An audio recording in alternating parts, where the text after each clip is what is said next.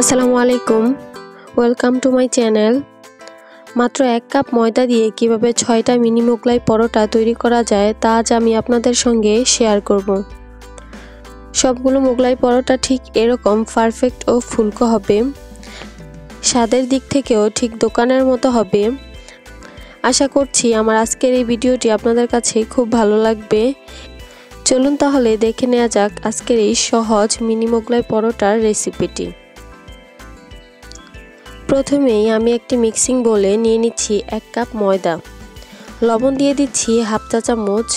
এবার ময়দার সঙ্গে আমি লবণটাকে খুব ভালো করে মিশিয়ে নিচ্ছি। ভালোভাবে মেশানো হয়ে গেলে দিয়ে দিচ্ছি রান্নায় রেগুলার ব্যবহার করা তেল। এবার তেলটাকেও ময়দার সাথে মিশিয়ে নিতে হবে।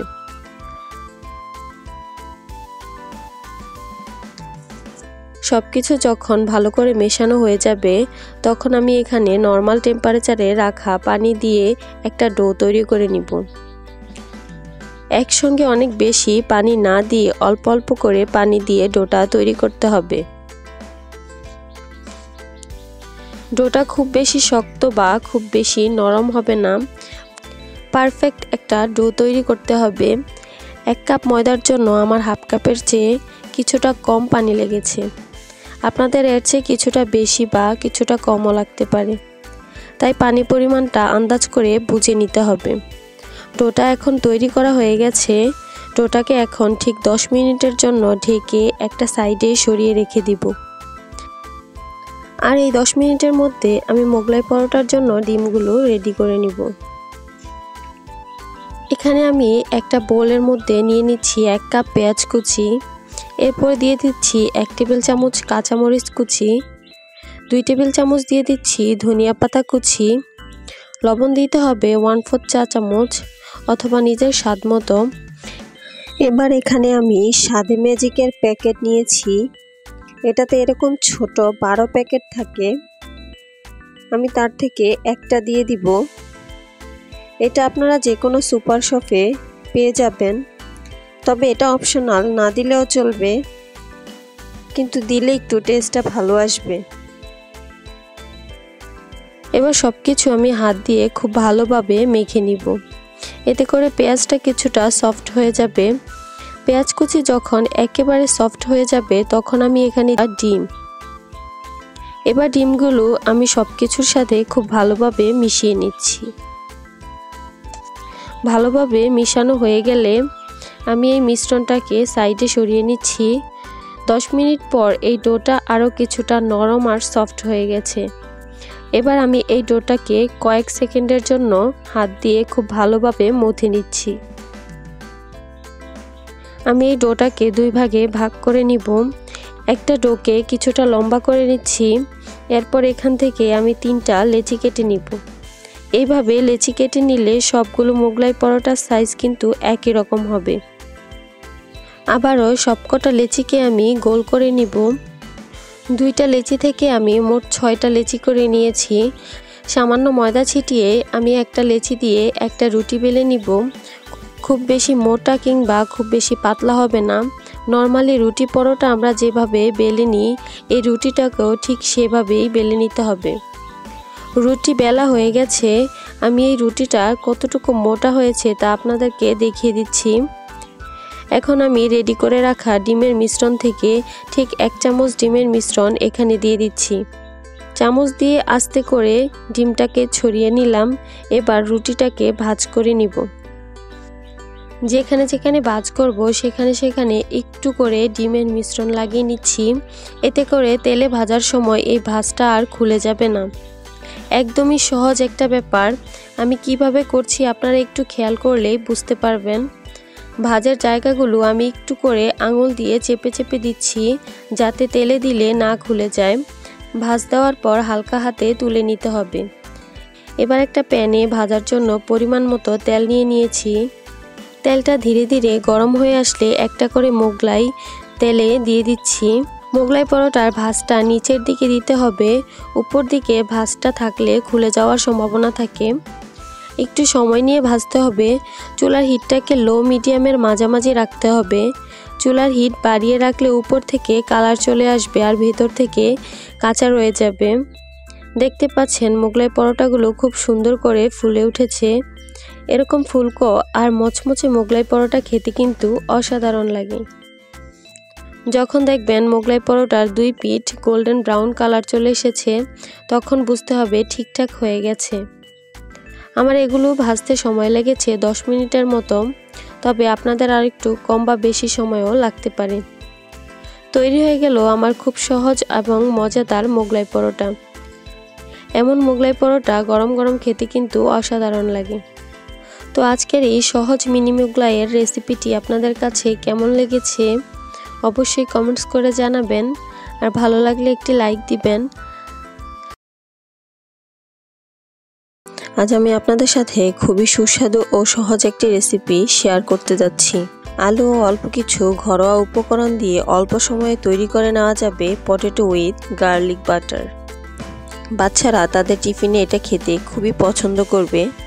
আশা করছি আমার আজকের রেসিপিটি আপনাদের কাছে খুবই ভালো লাগবে। তাহলে আর কথা না বাড়িয়ে চলে যাচ্ছি পুরো রেসিপিতে। প্রথমেই আমি এখানে 2টা সিদ্ধ করা আলু নিয়ে নিয়েছি। আলু দুটোকে খুব ভালো করে সিদ্ধ করে নিতে হবে। গরম থাকা অবস্থাতেই আলুগুলো ভালো করে ম্যাশ করে নিতে হবে।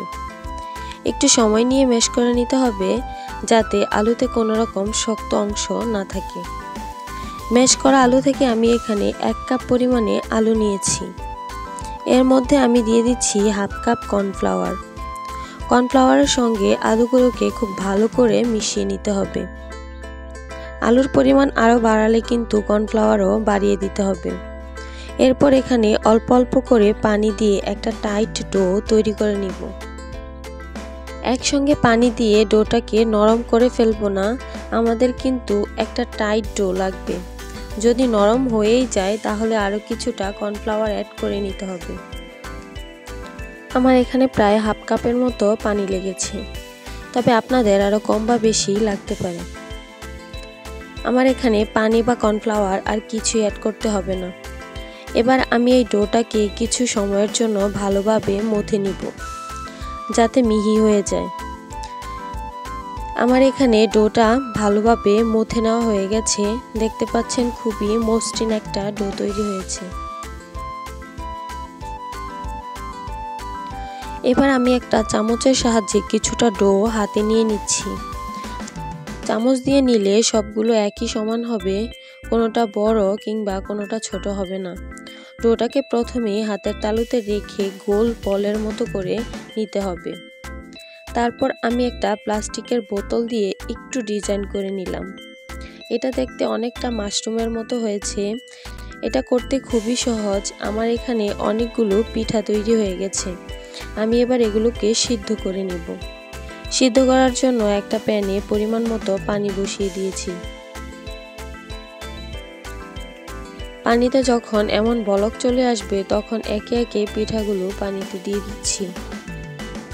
সবগুলো পিঠা পানিতে দেওয়া হয়ে গেলে চুলার তাপ মিডিয়াম টু হাইতে রেখে 6 থেকে 7 মিনিটের মতো এগুলোকে সিদ্ধ করে নিতে হবে। যেহেতু আলু আগে থেকেই সিদ্ধ করা ছিল তাই সময় নিয়ে সিদ্ধ করার কোনো প্রয়োজন নেই।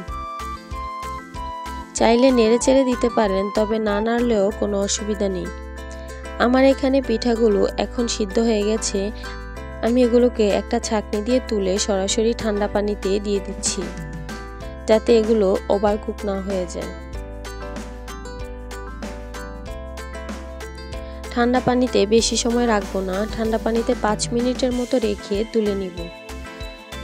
তুলে এক সাইডে সরিয়ে রেখে দিব। এবার চলে যাচ্ছি রান্নায়।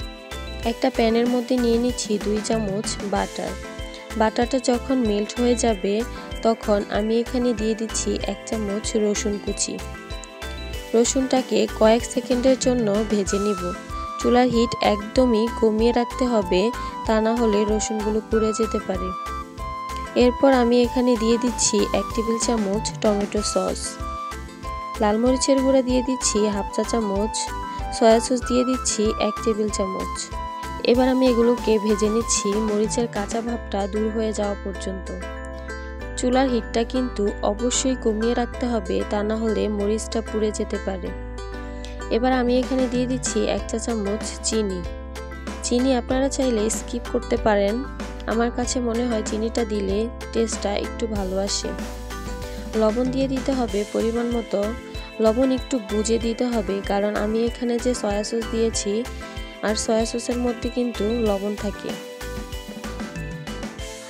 এরপর এখানে দিয়ে দিচ্ছি 1 টেবিল চামচ লেবুর রস। লেবুর রস দেওয়ায় খেতে কিন্তু দারুণ লাগবে। এবার দিতে হবে সিদ্ধ করে রাখা পটেটো মাশরুমগুলো। এবার এগুলোকে খুব ভালো করে মিশিয়ে নিচ্ছি। মিক্স করা হয়ে গেলে এখানে দিয়ে দিচ্ছি সামান্য কাঁচামরিচ কুচি আর দিয়ে দিচ্ছি ধনিয়া পাতা কুচি। আরও একবার সবগুলোকে ভালো করে মিক্স করে নিলে তৈরি হয়ে যাবে পটেটো উইথ গার্লিক বাটার। এখন আমি চুলাটা অফ করে এগুলোকে পরিবেশন করে নিচ্ছি। দেখতে যতটা সুন্দর মনে হচ্ছে খেতে তার চেয়ে অনেক বেশি টেস্টি হয়েছে। আজকে আমি আলু দিয়ে খুবই মজাদার একটা স্ন্যাক্স তৈরি করে দেখাবো। আজকে আমি তৈরি করছি পটেটো ফিঙ্গার্স। অল্প কিছু উপকরণে মজাদার এই স্ন্যাক্সটি তৈরি করে নেওয়া যায়। বিকেলের চায়ের সঙ্গে এরকম একটা স্ন্যাক্স খেতে কিন্তু দারুণ লাগবে। আমি আশা করছি আমার আজকের ভিডিওটি আপনাদের কাছে খুব ভালো লাগবে। আর ভালো লাগলে একটি লাইক দিবেন আর আমার চ্যানেলটি সাবস্ক্রাইব করবেন। পাশে থাকা বেল বাটনটি ক্লিক করে রাখবেন আমার পরবর্তী ভিডিও নোটিফিকেশন সবার আগে পাওয়ার জন্য। পটেটো ফিঙ্গার্সগুলি তৈরি করার জন্য আমাদের লাগবে সেদ্ধ করা আলু। আমি এখানে 3টা আলুকে ছোট ছোট টুকরো করে ভালোভাবে সেদ্ধ করে নিয়েছি। এরপরে এই আলুগুলোকে আমি ভালোভাবে ম্যাশ করে নিচ্ছি। আপনারা চাইলে কিন্তু গ্রেটার দিয়েও গ্রেট করে নিতে পারেন। খেয়াল রাখতে হবে আলুগুলো যেন একদমই মিশে যায়, কোনো বড় টুকরো না থেকে যায়। আলুগুলো ভালোভাবে ম্যাশ করা হয়ে গেছে। এবার আমি এখানে দিয়ে দিচ্ছি 1/2 চা চামচ লবণ, লাল মরিচের গুঁড়া দিয়ে দিচ্ছি 1/2 চা চামচ, কালো গোলমরিচের গুঁড়া দিয়ে দিচ্ছি 1/4 চা চামচ, কর্নফ্লাওয়ার দিয়ে দিচ্ছি 1/4 কাপ। কর্নফ্লাওয়ার পরিবর্তে আপনারা চাইলে এখানে চাউলের গুঁড়া ব্যবহার করতে পারেন। ধনিয়া পাতা দিয়ে দিচ্ছি 2 টেবিল চামচ। এবার এই সব কিছুকে আমি খুব ভালোভাবে মিশিয়ে নিচ্ছি। সব কিছুকে ভালোভাবে মিশিয়ে নেওয়ার পর এখন আমি হাত দিয়ে ভালোভাবে মেখে নিব। সব কিছু ভালোভাবে মেখে শক্ত একটা ডো তৈরি করতে হবে। ডোটা এমনভাবে তৈরি করতে হবে যেন স্টিকি না হয়ে যায়।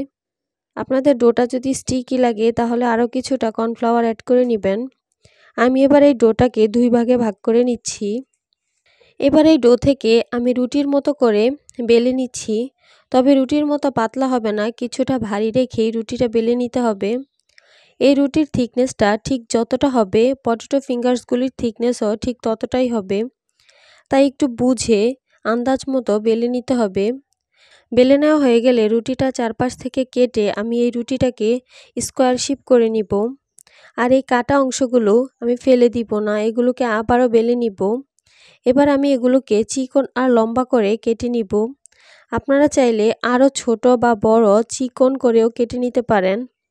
যত বেশি চিকন করে কাটা যাবে ফিঙ্গারগুলি খেতে ততই বেশি ক্রিস্পি হবে।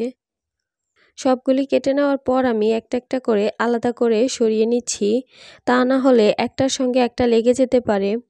আমি একটু আপনাদের কাছ থেকে দেখিয়ে দিচ্ছি। দেখতেই পাচ্ছেন এটা থিকনেসটা ঠিক কীরকম হয়েছে। এখন আমি এই ফিঙ্গার্সগুলিকে ভাজতে চলে যাচ্ছি। চুলায় একটি প্যান বসিয়ে পরিমাণ মতো তেল গরম করে নিয়েছি। এরপর একটা একটা করে ফিঙ্গার্সগুলি দিয়ে দিচ্ছি।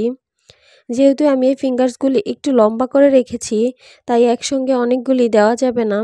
একসঙ্গে অনেকগুলি দিলে নাড়াচাড়া করতে অসুবিধা হবে।